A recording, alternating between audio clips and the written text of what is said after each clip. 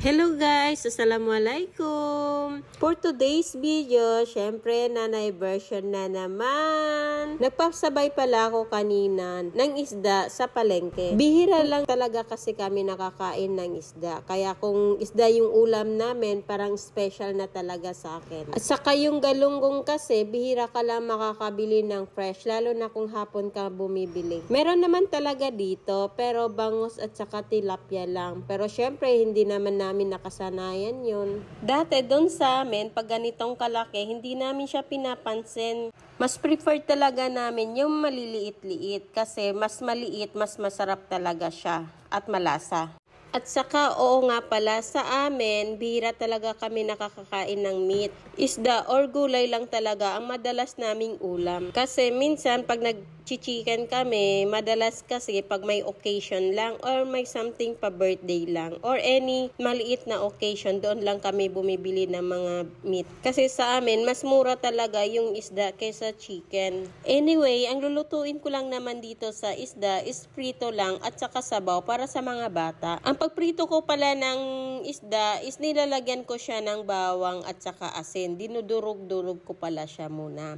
Kasi para mas matanggal yung lasa at saka mas mabango. At saka syempre mas masarap. At saka ganyan din yung paghiwa-hiwa ko para mas crispy siya. Mapapasarap na naman ang kain ni Iman nito. Naalala ko pa noon, nung nandoon pa siya sa Zamboanga at nandito ako sa Pampanga. Sabi niya, sana all daw. Ngayon, pag ulam namin chicken, nagsasawa na siya. Kaya pag may isda kami, tuwang-tuwa din siya. Anyway, abang napiprito, sinunod ko na din yung lulutuin natin na sabaw. 2 ulo lang pala yung niluto ko kasi sabaw lang talaga kasi yung kailangan ng mga bata dyan. Pampalasa lang talaga yung isda. Madalas, hindi nga siya nakakain pa.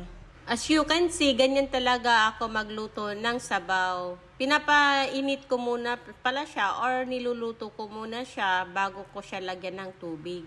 Tapos nilagyan ng pampasarap. At pagkakulo na, tinikman ko pala siya medyo maalat kaya nagdagdag ako ulit ng konting tubig.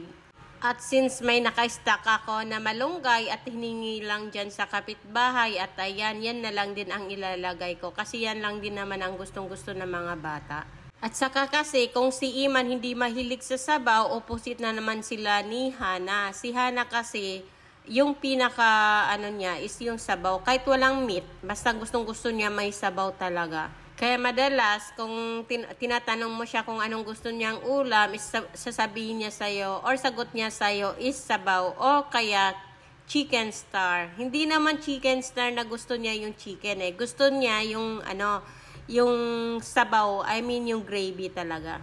Pagkaluto ng sabaw, sinunod ko na din yung tirang kanin na kagabi pa kasi pag hindi ko isasangag to, masasayang na naman. Konti lang naman siya, pang isang tao lang, pero syempre ayaw natin magtapon ng pagkain kaya sinangag ko na lang din. Kahit pa-late na ako. Sa oras na ito, nagmamadali na ako kasi hindi pa nga ako nakaligo. Papasok pa ako niyan, guys. Kasi before ako papasok, nilulutuan ko muna talaga sila ng pagkain kasi si Iman nagbabaon din talaga siya. At ako rin pala. At saka hindi ko naman inaasa yung pagluluto ng pagkain kasi si Iman mas gustong-gusto niya talaga pag ako yung nagluluto. Ang pagsasangag ko pala is syempre yung bawang ginigisa ko lang talaga siya. Tapos konting asin at saka yung magic sarap. Masarap naman siya guys kasi sarap na sarap si Iman pag ako yung nagsasangag. At ayan, maligo na ako guys. Late na ako. Bye!